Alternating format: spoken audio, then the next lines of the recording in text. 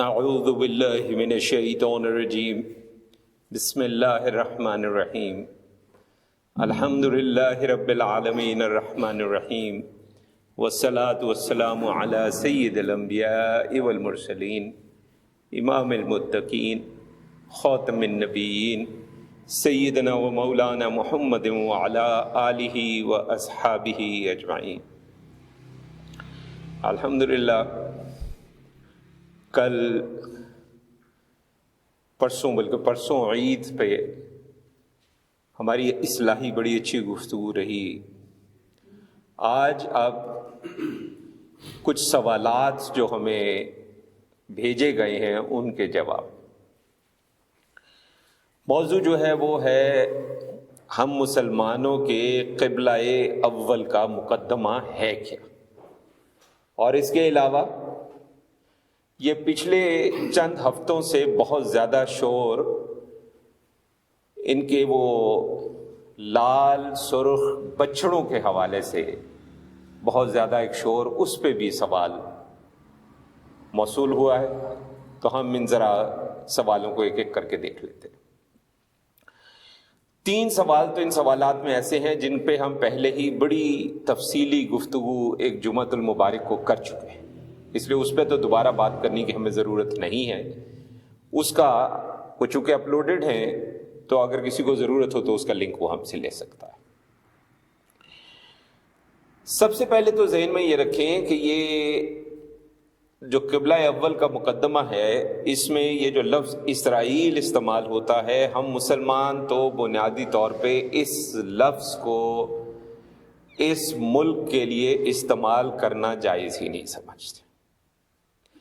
اس کی وجہ یہ کہ اسرائیل جو ہے وہ حضرت یعقوب علیہ السلام کا لقب ہے، اسی لیے بنی اسرائیل کی بات ہوتی ہے کہ یعنی حضرت یعقوب علیہ السلام کی اولاد۔ اب جب انہوں نے ظاہر ہے جب یہ ملک بنایا تو اس کا نام اسرائیل رکھ دیا، تو اس وجہ سے اسرائیل اب ہم بھی مجبور ہیں استعمال کرنے پہ، لیکن ہم اپنی گفتگو میں کہیں بھی اس لفظ کو استعمال نہیں کریں گے۔ ہم ان کو ظالم سمجھتے ہیں، ہم ان کو ظالم ریاست کہہ کر ہی پکاریں گے۔ دوسرا نقطہ یہ ذہن میں رکھیں کہ جس طرح مسلمانوں میں بے تحاشا فرقے ہیں اور ہر فرقے میں بے تحاشا گروہ ہیں، اسی طرح عیسائیوں میں بھی بے تحاشا فرقے ہیں، ہر فرقے میں کئی گروہ ہیں، اور اسی طرح یہود میں بھی کئی فرقے ہیں اور ہر فرقے میں کئی گروہ ہیں۔ اور اس پہ ایک حدیث مبارکہ بھی ہمیں ملتی ہے جس کی سند دیکھنے کا ہمیں اتفاق نہیں ہوا، اس لیے ہم کوئی دعویٰ نہیں کریں گے، لیکن اس حدیث میں یہ ضرور الفاظ آئے ہیں کہ جو یہود ہیں ان میں 71 فرقے، اور ان میں سے ایک جو ہے وہ جنتی ہے، باقی 70 جو ہیں وہ جہنم میں۔ جو عیسائی ہیں ان میں 72 فرقے ہیں، جن میں سے ایک جو ہے وہ جنت میں اور باقی جو 71 ہیں وہ جہنم میں۔ اور پھر آپ نے فرمایا کہ میری امت میں 73 فرقے ہوں گے، جس میں سے ایک جنت میں اور باقی جو ہے وہ جہنم میں۔ تو ایک تو یہ ذہن میں رکھیں کہ تمام یہودی گروہ، تمام یہودی فرقے اس ظالم ریاست کے حق میں نہیں ہیں۔ اس ظالم ریاست کے حق میں جو یہود ہیں ان کو انگریزی میں زائنسٹ کہا جاتا ہے، اور ان کی سوچ اور ان کے فلسفے کو زائنزم کہا جاتا ہے۔ ہم لوگ اس کو صہیونیت کہتے ہیں، اور ہمارے ایک عام سوچ شاید یہ پائی جاتی ہے کہ تمام کے تمام یہود جو ہیں وہ انہی سے تعلق رکھتے ہیں۔ یہ بات درست نہیں ہے۔ اس کا ثبوت آپ کو آج کل بھی مل جاتا ہے۔ بے تحاشا ملکوں میں آپ دیکھیں گے کہ کئی یہودی گروہ سڑکوں پر نکلے، انہوں نے اس ظالم ریاست کے جھنڈوں کو زمین پہ ڈالا، ان کے اوپر قدم رکھے، ان کو جلایا اور ان کے خلاف نعرے بازی کی۔ اب اس سے بڑا واضح طور پہ پتہ چلتا ہے کہ ان میں بھی اس زائنزم کے حق میں بھی لوگ موجود ہیں اور زائنزم کے خلاف بھی لوگ موجود ہیں۔ یہ جو زائنزم، یہ جو سوچ ہے، یہ سوچ بنیادی طور پہ 1885 میں ہمارے سامنے پہلی دفعہ آئی، اور 1897 کے اندر ان کی پہلی زائنسٹ آرگنائزیشن، پہلی تنظیم جو ہے اس کی بنیاد رکھی گئی۔ اس سے پہلے یہود جو ہیں وہ سارے دنیا کے اندر بکھرے ہوئے تھے اور ہر جگہ وہ ذلیل و خوار ہو رہے تھے، کسی جگہ پہ بھی وہ اکٹھے نہیں تھے۔ اور اگر آپ تاریخ کا بالکل انصاف کے ساتھ مطالعہ کریں گے تو آپ کو پتہ چلے گا کہ اگر کسی جگہ یہ محفوظ تھے تو وہ صرف مسلمان ریاستیں تھیں۔ اسپین کے اندر جو مسلمان ریاست ہماری تقریباً 700-750 سال رہی، اس سے زیادہ پرامن زمانہ یہودیوں نے اور عیسائیوں نے شاید ہی کبھی دیکھا ہوگا۔ یہی نہیں بلکہ ہمارے سلاطین کے درباروں میں یہ لوگ موجود تھے، یہودی بھی موجود تھے اور عیسائی بھی موجود تھے۔ ان کو سب سے زیادہ پرامن جو زمانہ ملا ہے وہ الحمدللہ ہماری مسلمان ریاستیں ملی ہیں۔ لیکن یہ جو زائنسٹس ہیں، ان لوگوں کو نے بنیادی طور پہ دیکھا جائے تو یہ ان کی احسان فراموشی ہے، اور انہوں نے سب سے پہلے جب 1897 میں اپنی پہلی تنظیم بنائی تو اس وقت سے یہ ایک علیحدہ سے ریاست، اور ریاست بھی وہ جو اصل ان کی ریاست ہوتی تھی، اس ریاست کے دوبارہ سے قیام کے لیے انہوں نے کوششیں شروع کر دی تھی۔ اور سلطان عبد الحمید جو سلطنت عثمانیہ کے آخری سلاطین میں سے، ان کے بعد ایک اور بھی سلطان آئے بہت مختصر وقت کے لیے، ان کے زمانے میں تو ان کی سازشیں عروج پر تھیں، اور انہوں نے ہر طرح سے لالچ دے کر بھی اور بھی سازشیں کر کے بھی کوشش کی کہ کسی طریقے سے ان کو وہ خطہ مل جائے جہاں پہ یہ آج ناپاک اور ظالم ریاست قائم ہے۔ لیکن اللہ تعالیٰ اجر دے، اور ہمارا ایمان ہے کہ یقیناً اللہ نے دیا ہوگا سلطان عبد الحمید کو، کہ سلطان عبد الحمید نے ان کی کوئی بھی کوشش جو ہے اس کو کامیاب ہونے نہیں دیا۔ وہ بہت سمجھدار سلطان تھا۔ اچھا، اب آپ یہ دیکھیں کہ یہ جو زائنزم ہے اس کی سوچ کیا ہے، پہلے تو یہ سمجھیں آپ۔ جب یہ ظالم ریاست بنی تھی تو ان کا جو پہلا پرائم منسٹر تھا، جو وزیر اعظم تھا، اس کا نام ہے ڈیوڈ بن گوریون۔ اس نے بہت پہلے اکتوبر 1937 میں اپنے 16 سالہ بیٹے کو خط لکھا تھا۔ اس خط کے جو الفاظ ہیں ان کو اردو میں ہم آپ کو سنا دیتے ہیں۔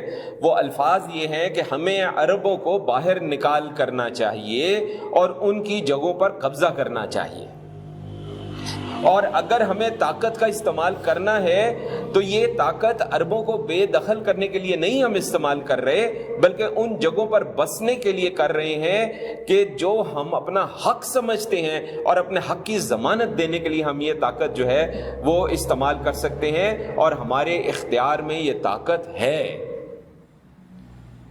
تو یہ جو آج بہت سے لوگ انٹرنیشنل میڈیا پر، جس میں کچھ نادان، ناسمجھ، بھولے، احمق، بے وقوف مسلمان بھی شامل ہیں، وہ جو کہتے ہیں کہ جناب ولی وہاں پہ یہودیوں پہ بڑا ظلم ہوا ہے، ان کو ذرا تاریخ کا مطالعہ کر لینا چاہیے اور تعصب کی پٹی آنکھوں سے اتار کے کرنا چاہیے کہ ان کو پتہ چلے کہ جو کچھ ہو رہا ہے اس میں یہ ٹھیک ہے۔ آپ نے سنا ہوگا، ہم بچپن سے کہتے آئے ہیں کہ تالی ہمیشہ 2 ہاتھ سے بجتی ہے، لیکن پہلے یہ فیصلہ کریں کہ پہلا ہاتھ کس کا اٹھا تھا۔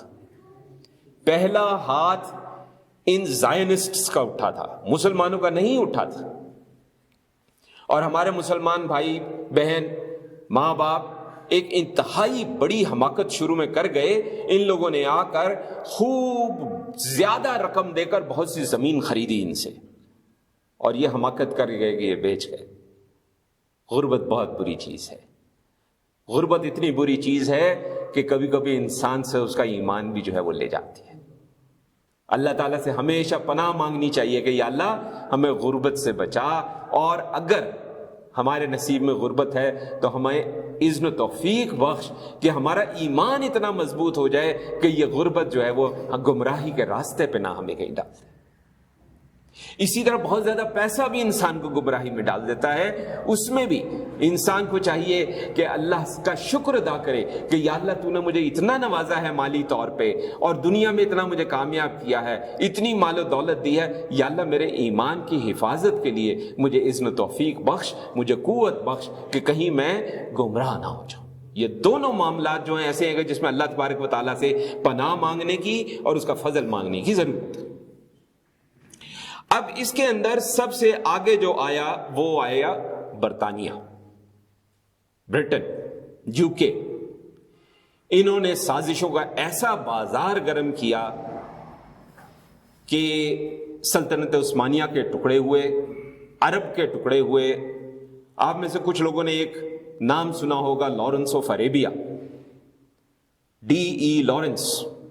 یہ وہ شخص تھا جس نے، جو اس وقت حجاز کا حکمران تھا سلطنت عثمانیہ کے ماتحت، اس کو ہم شریف آف مکہ کہتے ہیں، شریف، اس کو گمراہ کیا۔ وہ پہلے ہی بہت زیادہ جو ہے وہ عرب اور عجم کے معاملے کے اندر متعصب تھا، وہ ان کے ساتھ مل گیا۔ ملنے کے بعد اس نے وہ سازشیں کھڑی کی کہ الامان الحفیظ۔ اور ایک خاتون تھی برطانوی، نام ہمیں یاد نہیں ہے۔ یہ جو ٹکڑے ہوئے، یہ ٹکڑے اس خاتون نے نقشے پہ اپنے ہاتھ سے کیے تھے، برطانوی خاتون ہے۔ اور ٹکڑے کیا کیے گئے؟ شریف آف مکہ کو تو یہ لالچ دیا گیا اور دھوکہ دیا گیا کہ ان عثمانیوں سے، ان عجمیوں سے جان چھڑا دیں گے، تم عرب ہو، تم سید زادے ہو، تمہارا تعلق جو ہے نبی کریم صلی اللہ علیہ وسلم کی نسل سے ہے، ان کے گھرانے سے ہے، تمہارا حق بنتا ہے، ہم تمہیں حجاز کی حکومت دے دیں گے۔ اور جب سارا معاملہ ہو گیا تو انہوں نے پھر وہاں پہ دھوکہ کیا۔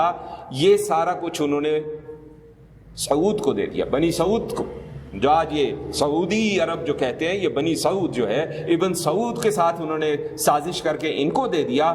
اور پھر جب سوال اٹھا کہ جب شریف آف مکہ جو ہے یہ اب احتجاج کرے گا تو کیا کریں گے، انہوں نے پھر یہ کیا کہ باقی علاقوں کے 3-4 ٹکڑے کیے، ایک اردن، ایک لیبیا، ایک عراق، اور اسی طریقے سے یہ جو سعودیہ وغیرہ، اور ان میں سے سعودیہ دے دیا بنی سعود کو، اور یہ جو باقی 3 ٹکڑے تھے یہ انہوں نے شریف آف مکہ کے 3 بیٹوں کو دے دیے۔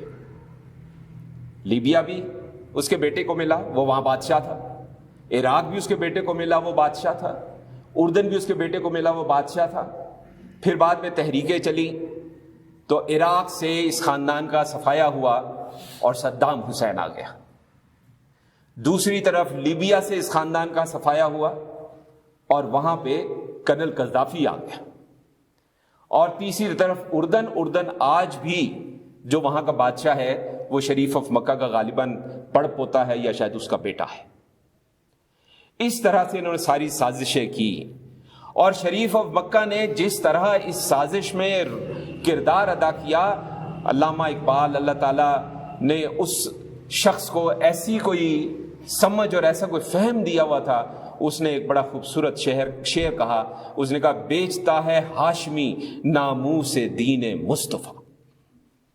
کہ ہاشمی تھا، بنو ہاشم سے تھا، سید زادہ تھا، بیچتا ہے ہاشمی ناموس دین مصطفیٰ، خاک و خوں میں مل رہا ہے ترکمان سخت کوش۔ اب 1948 میں زمینیں یہ بہت سی چونکہ خریدنے کا معاملہ شروع ہو چکا تھا۔ اب عام طور پہ آپ کے یہاں پہ کوئی زمینیں خریدنے لگ جائے تو آپ یہی کہتے ہیں، کچھ لوگ زمینیں خرید رہے ہیں، گھر بنا لیں گے، کوئی یہاں پہ کھیتی باڑی کریں گے، فارم ہاؤس بن جائیں گے وغیرہ وغیرہ، لیکن ان کے تو کچھ اور ہی ارادے تھے۔ تو 1948 سے کام شروع ہوا، اور ایک علاقہ جس کو دیر یاسین کہا جاتا ہے وہاں پہ انہوں نے قتل عام کیا، اور 48 سے 50 تک یہ معاملہ چلتا رہا، تقریباً 2 سال۔ تقریباً 7.5 لاکھ مسلمان جو تھے وہ متاثر ہوئے اس میں۔ اس میں ایک اور بات عرض کر دیں، جو وہاں پہ پہلے سے اس خطے کے اندر یہودی موجود تھے، عیسائی موجود تھے، وہ بھی اس میں متاثر ہوئے. یہ صرف مسلمانوں کی بات نہیں ہو رہی. اور تاریخ میں جیسے ہم نے کہا ان کو پورا من زمانہ صرف مسلم ریاستوں میں ملا ہے.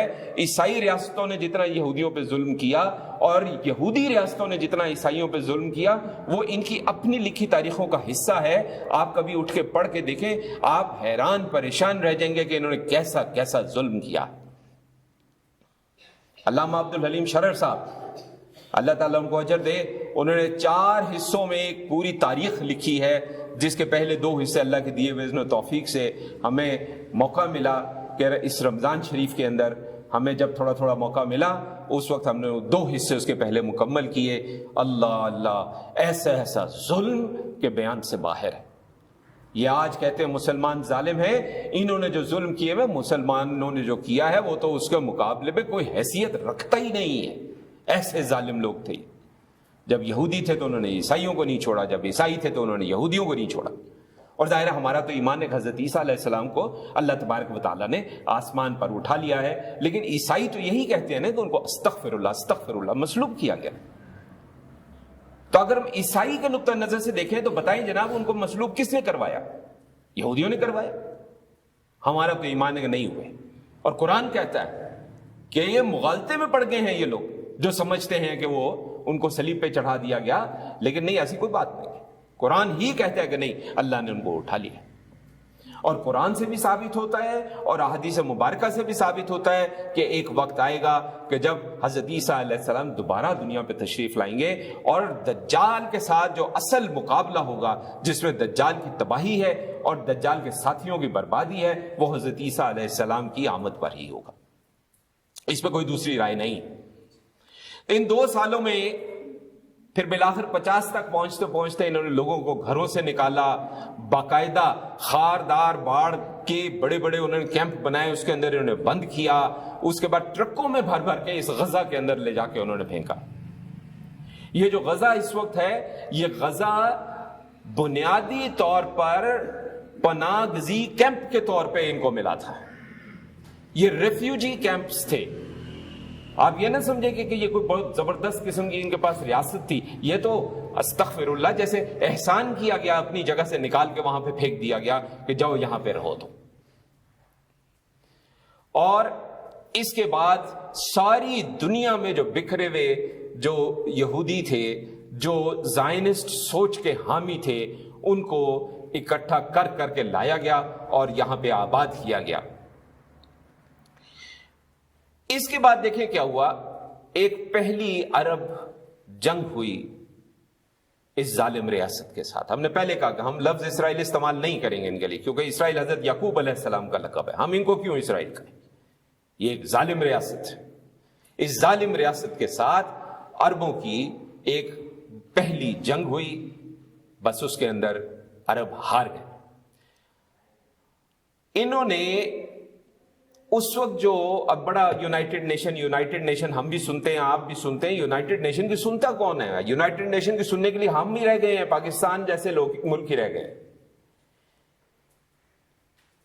امریکہ کا دل کرتا ہے یونائٹڈ نیشن کی ہر چیز کی دھجیاں بکھیر دیتا ہے. اس ظالم ریاست کو موقع ملتا ہے، یہ دھجیاں بکھیر دیتا ہے. جس کا دل کرتا اٹھتا ہے. کون سا یونائٹڈ نیشن، کون سا اقوام متحدہ، بے وقوف بنایا ہوا ہے. اس ظالم ریاست نے اقوام متحدہ کی جتنی قراردادیں تھیں اس وقت، ان سب کی خلاف ورزی کی. اپنا دارالحکومت انہوں نے تل ابیب سے یروشلم کے مغربی حصے میں منتقل کیا اور باقاعدہ سے پھر انہوں نے اردن کے کنٹرول میں، جو مغربی کنارہ باقاعدہ تھا، وہ اردن کے کنٹرول میں وہ بھی چھیننے کی کوشش کی. 1964 میں پہلی مسلمانوں کی طرف سے ایک مزاحمتی تحریک بنی PLO. یاسر عرفات اس کے آخری وہ تھے، آپ نے نام سنا ہو. فلسطین لبریشن آرگنائزیشن PLO. اور 1967 میں پھر ایک جنگ ہوئی اس ظالم ریاست کے ساتھ عالم اسلام کی، جس کے اندر بنیادی طور پہ تو سارے عرب اکٹھے تھے، لیکن بہت سے غیر عرب ممالک نے بھی ساتھ دیا. اور شرم سے ڈوب مرنے کا مقام ہے. 6 دن سے زیادہ وہ جنگ مسلمان ممالک نہیں لڑ سکے. 6 دن کے اندر سب کچھ ختم ہو گیا. اور اس کے بعد انہوں نے مشرقی یروشلم پہ بھی قبضہ کر لیا، غزہ پہ کر لیا، گولان کی پہاڑیوں پہ کر لیا، پھر اسی طرح سینا جو ہے، صحرائے سینا جو ہے اس پہ کر لیا، مغربی کنارے پہ کر لیا، اور پھر اسی طرح سے بڑھتے بڑھتے اب معاملہ یہاں تک آ گیا. ایک چیز ذہن میں رکھیں، یہ بہت پرانا حربہ تاریخ کے اندر ہے. مختلف علاقوں میں چھوٹے چھوٹے مل کر علیحدہ علیحدہ اپنے آپ کو دکھا کر، علیحدہ علیحدہ خاندان دکھا کے زمینیں خریدتے چلے جاؤ. اس کے بعد جب مضبوط قدم ہو جائیں تو وہاں پہ کھڑے ہو کے اپنی ریاست بنا لو. آپ کو آج ہم ایک بات بتا رہے ہیں. آپ جانتے ہیں کہ ہمارے یہاں پاکستان میں ایک علاقہ ہے ربوہ کے نام سے، جو اب چناب نگر کہلاتا ہے. ربوہ وہ علاقہ ہے جس کو مرزا قادیانی نے استغفر اللہ زمین پر جنت قرار دیا تھا. ہمارا ایمان ہے کہ زمین پر جنت اگر ہے تو صرف ریاض الجنہ جو مدینہ منورہ میں مسجد نبوی میں موجود ہے الحمدللہ، اور کوئی ایسا دعویٰ. اب چونکہ وہاں پہ جگہ کا بھی مسئلہ ہو گیا ہے، ہماری اطلاع کے مطابق بے تحاشا بڑی بڑی زمینیں یہ حضرات قادیانی جو ہیں یہ ارد گرد کے علاقوں میں خرید رہے ہیں. شہر کا نام ذہن سے نکل گیا، موٹر وے سے جائیں تو سالم سے آگے سرگودا، سرگودا کے ارد گرد بڑی بڑی زمینیں یہ لوگ خرید رہے ہیں. اور کچھ مسلمان ہمارے بھائی بہن زیادہ بڑی قیمت کی وجہ سے، ایک چیز ہے وہ 100 روپے کی، اگلا آپ کو کہتا 200 کی میں لیتا ہوں، وہ اس لالچ میں، کچھ لوگ اس سادگی میں کہ یہ تو ایک مسلمان آیا جی، استغفر اللہ، مسلمان تو ہم ان کو مانتے ہی نہیں ہیں. نبی کریم صلی اللہ علیہ وسلم کے بعد کسی کو کسی قسم کا نبی کوئی مانے وہ مسلمان، ہم اس کو ماننے کو تیار نہیں.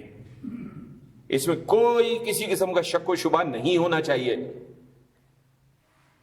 یہ بہت بڑی گمراہی ہوگی اور یہ شرک فی النبوہ ہوگا اگر ہم کسی کے بارے میں ایسی سوچ بھی رکھیں.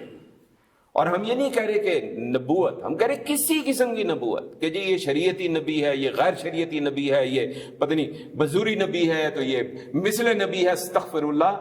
کسی قسم کا کوئی نبی ہو ہم اس کو مسلمان ماننے کو تیار نہیں. اس پہ ہمیں اگر آپ کو یاد ہو تو غالباً رمضان میں یا رمضان سے پہلے ہم نے شرک فی النبوہ پہ گفتگو کی تھی. اب یہاں پہ یہ کام ہو رہا ہے اور ہمیں بہت زیادہ خوف ہے اس بات کا کہ اگر وہ ایک خاص حلقے تک سارے پھیل گئے تو یہ نہ ہو کہ پاکستان میں بھی ایک ایسی ہی ظالم ریاست جو ہے اس کا وجود قائم ہو جائے. اس پہ غور کرنے کی ضرورت ہے، کیا کیا جا سکتا ہے اس کو دیکھنے کی ضرورت ہے. اچھا، اس کے بعد اب اس سارے معاملے میں ایک بات بڑی واضح ہو جاتی ہے کہ اس تعلیم میں پہلا ہاتھ مسلمانوں کا نہیں ہے، پہلا ہاتھ فلسطینیوں کا نہیں ہے، پہلا ہاتھ انہی ظالم لوگوں کا ہے جو زائنسٹس ہیں. اور ہر زائنسٹ یہودی ضرور ہو سکتا ہے، ہر یہودی زائنسٹ نہیں ہوتا. اسی لیے بے تحاشا یہودی آج دیکھ رہے ہیں کہ اس ریاست کے جھنڈے جلا رہے ہیں، پاؤں میں روند رہے ہیں اور فلسطین کی آزادی کے لیے آواز بلند کر رہے ہیں. اور دکھ کی یہ بات ہے کہ باہر کے ملکوں میں غیر مسلم یہ کام کر رہے ہیں اور ہم لوگ جو ہیں وہ سوئے ہوئے ہیں. ہم یہ نہیں کہتے سڑکوں پہ نکلیں، گھیراؤ کریں، جلاؤ کریں، یہ ہم نہیں کہہ رہے. ہم یہ کہہ رہے ہیں زیادہ سے زیادہ بات کرنے والے بنے، زیادہ سے زیادہ بات کرنے والے، ہم یہی کر سکتے ہیں. اور جو جتنا حسب توفیق ان کے لیے کو مدد بھجوا سکتا ہے، ہمارے بہت سے قابل بھروسہ ادارے موجود ہیں، ان کو دے اپنی استطاعت کے مطابق. آپ کہتے ہیں جی میں صرف 10 روپے نکال سکتا ہوں، 10 روپے دے دیں، بھیجیں. وہاں پہ آج کتنے بچے بھوک سے شہید ہو رہے ہیں، کتنی عورتیں بھوک سے شہید ہو رہے ہیں، کتنے مرد بھوک سے شہید ہو رہے ہیں. تھوڑا بھیج دو، کوئی بات نہیں ہے، خلوص کے ساتھ بھیج دو، خالص اللہ کے لیے بھیج دو، بغیر کسی نیت کے بھیج دو، صرف یہ کہ اللہ قبول فرما دے. اچھا، دوسرا مسئلہ جو ہم نے کہا لال بچڑوں کا، ایک ہم اس سوشل میڈیا کو، اللہ تعالیٰ سوشل میڈیا استعمال کرنے والوں پہ کوئی ہدایت کے دروازے کھولے، کوئی بات سنتے ہیں بغیر سوچے سمجھے، بغیر تحقیق کے بس شروع ہو جاتے ہیں۔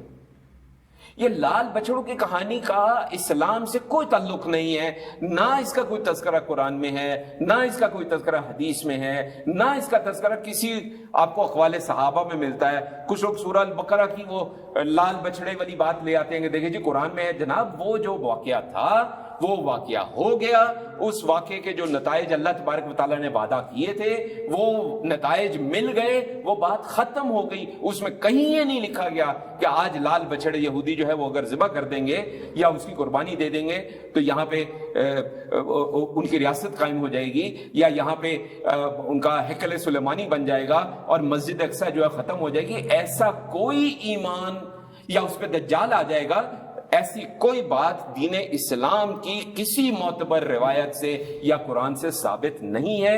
اس جھوٹ سے باہر نکل آئیں۔ ان لوگوں کا صرف یہی کام ہے اپنی وہ ریٹنگ بڑھانے کے لیے جو دنیا جہان کا جھوٹ اور جو اپنی ذاتی سمجھ اور فہم ہوتی ہے اس کو اس طرح سے بیان کرتے ہیں کہ انسان کہتا ہے واقعی بالکل درست بات ہے۔ اب ایک دفعہ آپ کو یاد ہوگا دجال کے حوالے سے ایک جساسہ کی حدیث ہم نے بیان کی تھی۔ ہمارے ایک شاگرد ہیں طالب علم اور اچھے آدمی ہیں، خلوص کے ساتھ انہوں نے کل ہی کی غالباً بات ہے یا شاید پرسوں نے، غالباً کل کی بات ہے، انہوں نے ہمیں ایک بیان بھیجا، کسی نے کوئی پروگرام کیا ہے اور اس پروگرام میں اس نے دعویٰ کیا کہ جو ہندوؤں کی استغفر اللہ جو کالی ہے جس کو وہ اپنی دیوی مانتے ہیں کہ جی یہ جو کالی ہے یہ ہمارا ماننا ہے کہ یہ دجال کی جساسہ ہے، اور دجال جو ہے وہ پاکستان یا انڈیا کے کسی جزیرے کے اندر ہے۔ ان کو ہم نے تو کہہ دیا بھائی یہ کیسی آپ بات کرتے ہیں، تو وہ کہنے لگے کہ نا بڑی لاجیکل بات ہے، بڑا لگتا تو درست ہے۔ تو جناب آج کل کی دنیا میں ہر چیز ہی درست لگ رہی ہے، سوشل میڈیا کھول کے دیکھ لو، جو کہتا ہے مسلمان ظالم ہے اس کی سنو تو لگتا ہے کہ یار شاید ٹھیک ہی کر رہا ہے، جو کہتا ہے یہودی ظالم ہے اس کی سنو تو کہتا ہے یار شاید یہ ٹھیک ہی کر رہا ہے، جس کی سنو وہ سارے ٹھیک ہی لگتے ہیں۔ لیکن ہمارے لیے ثبوت کیا ہے؟ قرآن سے آئے، حدیث سے آئے، قول صحابی ہو، ہمارے لیے تو وہ درست بات ہے۔ اس کے بعد اگر بزرگوں نے کوئی ایسا نتیجہ اخذ کیا ہے تو وہ بزرگوں کی رائے ہے، وہ حق ہو بھی سکتی ہے اور ہو سکتا نہ بھی ہو۔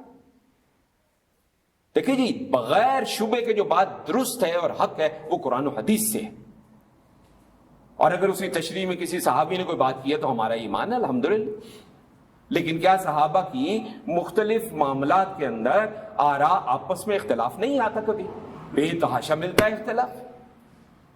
پھر ہمارے ائمہ نے پورا طریقہ کار اخذ کیا، وہ دیکھتے ہیں کہ کس کی بات کو فوقیت دی جائے، کس کو نہ دی جائے۔ یہاں پہ ہر بندہ اٹھتا ہے بنیادی دین کا پتہ نہیں ہے اور وہ کھڑے ہو کے وہ بیان بازی شروع کر دیتا ہے، کوئی کچھ کر دیتا ہے، کوئی کچھ کر دیتا ہے۔ یہ 2012 کا ایک دفعہ آپ کو یاد ہوگا بڑا شور مچا تھا کہ دنیا تباہ ہونے والی، اور ہمارے کچھ اسی قسم کے بھائی ایک صاحب نے کوئی 150 صفحے کی کتاب لکھ دی ثابت کرنے کے لیے کہ قرآن سے ثابت ہے کہ 12 کے اندر دنیا تباہ ہو جائے گی۔ استغفر اللہ، وہ 12 تو چھوڑے آج تو 24 آ گیا، کہاں ہوئی دنیا تباہ؟ یعنی اپنی ایک سستی شہرت کے لیے کچھ لوگ ہو سکتا ہے ان کو سمجھ آتا ہو تو اپنی طرف سے بڑا خلوص کے ساتھ بھی یہ کام کرتے ہو، لیکن وہ خلوص کے ساتھ امت تباہ کر رہے ہیں، اور جو صرف اس لیے کر رہا ہے وہ بہت ظلم کر رہا ہے۔ تو یہ جو ہے کہ لال بچڑا ہوگا، اس کو ذبح کیا جائے گا یا اس کی قربانی دی جائے گی، اس کے بعد جو ہے مسجد اقصی گرا دی جائے گی، اس کے بعد جو ہے وہ ہیکل سلیمانی کا تیسری دفعہ جو ہے وہ تعمیر ہوگی۔ دیکھیں وہ زائنسٹ یہ کرنا چاہتے ہیں، وہ اس کو کرنے کے لیے ہر قدم اٹھائیں گے، لیکن اللہ سے ڈریں۔ ہمارے پاس ایسی کوئی بات قرآن و حدیث سے ثابت نہیں ہے، کسی مستند قول صحابی سے ثابت نہیں ہے۔ ان چیزوں میں ان کی باتوں میں آ کے خام خواہ ادھر ادھر اس طرح کی باتیں نہ کریں اور نہ سنیں۔ اب ہم تو سمجھتے ہیں کہ یہ جو اب بڑے دکھ کی بات ہے، آج صبح ہم نے نیوز آن کی کہ کیا معاملات چل رہے ہیں، تو امریکہ کے ایک پتہ نہیں کون تھے وہ صاحب کہہ رہے تھے کہ جی 2 اسٹیٹ سولوشن جو ہے اس کے لیے ٹھیک ہے، 2 ریاستی حل۔ ہم تو سمجھتے ہیں 2 ریاستی حل غلط ہے، ہم اس کو ایک ریاستی حل سمجھتے ہیں۔ ریاست مسلمانوں کی تھی، جنہوں نے جگہ خریدی وہ رعایا کے طور پہ رہ سکتے ہیں، ہمیں تو کوئی مسئلہ نہیں ہے۔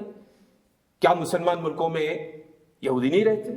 ایران میں بے تحاشا یہودی ہے، پاکستان میں بے تحاشا عیسائی ہے، پاکستان میں بے تحاشا ہندو ہے۔ کسی کو روکا تو نہیں ہے، کسی نے منع نہیں کیا۔ آپ جو بھی قانون کے مطابق آپ کے حقوق ہیں اس کے مطابق آپ چلے۔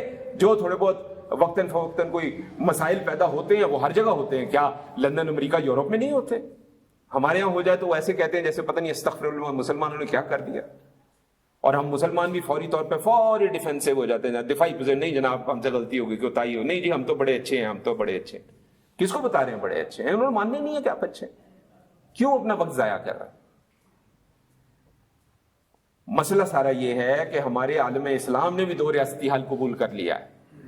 ہماری عرب ریاستیں کہتی ہیں کہ ہاں ٹھیک ہے 2 ریاستی حل، استغفر اللہ، جو بہت ہی ناجائز اور ناقابل قبول بات ہے۔ ہمارا مسئلہ کیا ہے؟ ہم بزدل ہیں، ہم مجبور ہیں۔ کیوں مجبور ہیں؟ کیونکہ ہم غلام ہیں۔ ہم کیوں غلام ہیں؟ اب یہاں پہ ہمارے پاس ہر بندہ جو آتا ہے، ایک بات عرض کر دیں، ہم نے جب بھی کبھی بات کی ہے ریاست کی پالیسیز کی، ہم نے کبھی کسی ایک بندے، کسی ایک پارٹی، کسی ایک حکومت کی بات نہیں کی ہے، ہم بطور ریاست بات کر رہے ہیں۔ ہم نے جب سے، میں اپنی بات کروں، ہم نے جب سے ہوش سنبھالا ہے، ہم نے ہر آنے والے میں ایک ہی بات سنی ہے کہ جی غلامی ختم کرنی ہے، اور غلامی ختم کرنے کے لیے کیا کرنا ہے؟ IMF سے قرضہ لے لو، مزید غلام ہو جاؤ معاشی طور پہ۔ اگر ہم قرآن کا مطالعہ کریں، قرآن میں اللہ کہہ رہا ہے کہ اللہ کو ماننے والا جب اللہ سے پیچھے ہٹتا ہے تو اللہ اس پہ معیشت تنگ کر دیتا ہے، غیر مسلموں کو اس پہ حاوی کر دیتا ہے، ان کے دل میں غیر مسلموں کو خوف ڈال دیتا ہے۔ یہ قرآن و حدیث سے ثابت ہے باتیں، اس میں کوئی ایسی بات نہیں ہے جو ہم اپنی طرف سے کر رہے ہوں۔ اب آپ سوچیں نا، تمام عالم اسلام حرمین شریفین سے شروع ہو جائیں اور دنیا کے کسی کونے میں چلے جائیں، ہر جمعے کو ہاتھ اٹھا کے کہہ رہے ہیں یا اللہ ہمارے فلسطینی بہنوں بھائیوں کی غیب سے مدد عطا فرما۔ کون سی غیب سے مدد چاہیے آپ کو؟ آپ نے اٹھنا نہیں اپنے بہن بھائیوں کے لیے؟ کیا چاہتے ہیں آپ؟ وہ اب فرشتے نازل ہو جائیں جو انبیاء کرام علیہ السلام کے لیے نازل ہوا کرتے تھے، یہ چاہتے ہیں آپ؟ لیکن وہ بھی جب ہوتے تھے کیسے ہوتے تھے؟ کیا نبی کریم صلی اللہ علیہ وسلم کا آپ پوری سیرت کا مطالعہ کریں، آپ دیکھیں گے۔ معذرت موضوع ایسا ہے ہم اس کو مکمل کر کے چھوڑیں گے، چاہے 5 منٹ زیادہ ہو جائے، اگر کسی کو مشکل ہو تو بے شک کسی اور مسجد چلا جائے، ہمیں کوئی مسئلہ نہیں، لیکن ہم اپنی بات پوری کر کے آج چھوڑیں گے۔ یہ بہت ضروری بات ہے، سمجھنا ضروری ہے اس کا۔ نبی کریم صلی اللہ علیہ وسلم نے ہمیں کیا درس دیا ہے؟ سیرت کو اٹھا کے دیکھیے، حدیث اٹھا کے دیکھیے، اور قرآن کو بھی پڑھیے۔ ہم نے قدم اٹھانا ہے، غیبی مدد آئے گی۔ ہم قدم نہیں اٹھانا چاہتے، ہم بیٹھ جائیں یہاں پہ سکون کے ساتھ، بس بیٹھ جائیں۔ بغداد تباہ ہوا تھا، ہلاکو خان نے بغداد تباہ کیا تھا، اور جو لوگ اہل تصوف ہیں وہ جانتے ہیں بغداد والے کیا کر رہے تھے۔ ہلاکو سے جان چھڑانے کے لیے بجائے اس کے کہ فوج سامنے کھڑا کرتے، وہ ذکر خواجگان شریف کی محفلیں کر رہے تھے۔ ہم ذکر کی محفل کے خلاف نہیں، ہم خود بھی کرتے ہیں ذکر کی محفل، یہاں بھی ہم نے کئی بار ذکر کے لیے لوگوں کو اکٹھا کیا، ہم نے ذکر کیا، لیکن اللہ نے ایک اصول دے دیا نبی کریم صلی اللہ علیہ وسلم نے اور تمام انبیاء کرام علیہ السلام نے۔ اگر اسی طرح ہونا تھا تو نبیوں نے اتنی تکلیفیں کیوں کاٹی؟ آپ کسی بھی نبی کو اٹھا کے دیکھ لیجئے، اس کی زندگی کا مطالعہ کریں، اتنی شدید تکلیفیں انہوں نے اٹھائی ہیں۔ بلکہ ہمارے ائمہ تو کہتے ہیں کہ اس دنیا میں تمام بنی نوع انسان میں سب سے زیادہ اگر کسی کو تکلیف اٹھانی پڑی ہے تو وہ انبیاء کرام علیہ السلام۔ وہ بھی ایک نبی تھے کہ جس کو چیر دیا گیا آرے سے، انہوں نے اف نہیں کیا۔ کیا اللہ اپنے نبی کو بچا نہیں سکتا؟ بالکل بچا سکتا۔ اللہ چاہتا تو اسی وقت ایک ایسی کڑک پیدا ہوتی کہ ساری کی ساری انسانیت تباہ و برباد ہو جاتی ہے، لیکن نہیں، اللہ کا ایک طریقہ کار ہے، کچھ اصول ہیں، اس اصول میں معجزات ہوتے ہیں، کرامات ہوتی ہیں، ان معجزات کرامات کو ہونے کے لیے بھی کچھ سبب ضرور ہمیں پیدا کرنا ہوگا۔ ہم قدم بڑھائیں گے، غیبی مدد آئے گی۔ ہم قدم نہیں بڑھائیں گے، ہم یہاں پہ سڑکوں پہ کھڑے ہوں گے، ہم گاڑیوں کے اوپر اچھل اچھل کے ناچ کے اور بڑے دعوے کر کے اور مختلف جھنڈے لہرا کے ہم بڑا یکجہتی کا اظہار کریں گے کشمیر کے ساتھ اور فلسطین کے ساتھ، اور آپ سمجھتے ہیں کہ وہاں سے اچانک ہی کچھ ہوگا اور ایک دم سے وہ علاقہ جو ہے تباہ و برباد ہو جائے گا، سب کچھ ختم ہو جائے گا اور اچانک بیچ میں سے مسلمانوں کی جماعت زندہ سلامت باہر نکل آئے گی۔ حضرت، آپ کو قرآن و حدیث پڑھنے کی شدید ضرورت ہے۔ خدا نے آج تک اس قوم کی حالت نہیں بدلی۔ ہاں، بے شک بے شک۔ تو اصل بات یہی ہے کہ یہ جو طریقہ ہمارا ہے نا، یہ اصل میں عیسائیوں سے ہم میں آیا ہے۔ یہ آپ کورس کر دیں، ہم یہ عیسائیوں سے ہم میں آیا ہے، ہندوؤں سے ہم میں آیا ہے۔ عیسائی جب بیمار ہوتے تھے نا، دوا نہیں کرتے تھے۔ ہمیں کیا اللہ نے سبق دیا، نبی کریم صلی اللہ علیہ وسلم نے کیا سبق دیا؟ دوا بھی کرو اور دعا بھی کرو۔ یہ نہیں کہا کہ دوا نہ کرو، بس تسبیح پکڑ کے بیٹھ جاؤ، یا اللہ بخار ٹھیک ہو جائے، یا اللہ بخار ٹھیک ہو جائے، اس کی تسبیح پڑھ لو تو بخار ٹھیک ہو جائے گا۔ ایسا کو ہزاروں میں شاید 2، 3، 5% ہوتا ہوگا۔ ہاں، دوا کرو، ساتھ میں تسبیح پڑھو، اللہ سے دعا کرو، اللہ ضرور سنے گا۔ لیکن اللہ نے یہ عالم اسباب بنایا ہے، اسباب اختیار کرنے ہوں گے۔ ہمیں قرآن سے جو دوری دے دی گئی ہے، ابھی کل پرسوں آخری بات عرض کر دیں، 2-1 منٹ اور لگیں گے۔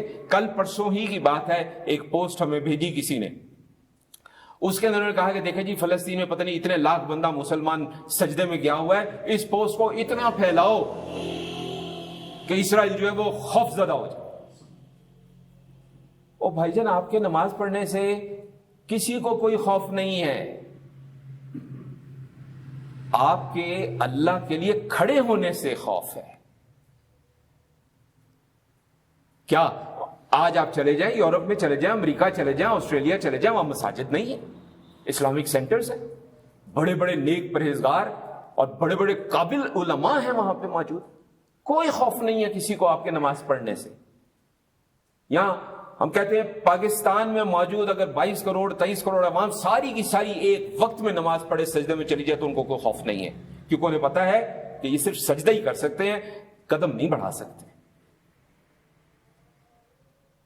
تو اپنے ایمان کو مضبوط کریں۔ اب سوال یہ کہ ہم کر کیا سکتے ہیں، آخر میں آخری بات کہ ہم کر کیا سکتے ہیں۔ دیکھیں، ایک چپ نہیں ہم نے بیٹھنا، ہم نے مسلسل بولنا ہے، ہم نے زیادہ سے زیادہ بتانا ہے۔ ہمارا بچہ یونیورسٹیوں میں، کالجز میں، یونیورسٹیز میں، اسکولز میں، وہ ان کا پروپیگنڈا سن کے وہ اس کو درست مان رہا ہے، اس کو بتانا ہے کہ نہیں وہ غلط ہے، وہ جھوٹے ہیں۔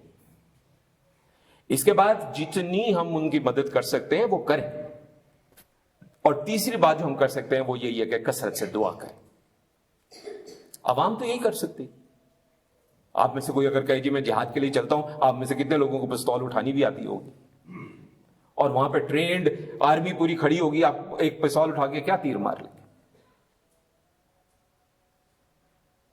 تو یہ بڑا سوچنے کی ضرورت ہے۔ تو بہت زیادہ اہم ہے کہ آپ اپنے ایمان کو مضبوط رکھیں، صحیح غلط کی پہچان پیدا کریں، کسی قسم کی الٹے سیدھے یہ جو سوشل میڈیا کے پروپیگنڈے ہیں ان سے بچیں، جان چھڑائیں، اور کسی صحیح نسبت والے شخص کی صحبت اختیار کریں۔